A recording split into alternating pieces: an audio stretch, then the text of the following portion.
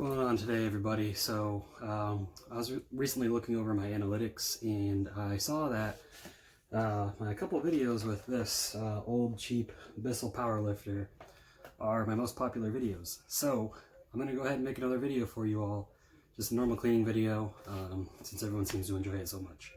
So let's go ahead and get started.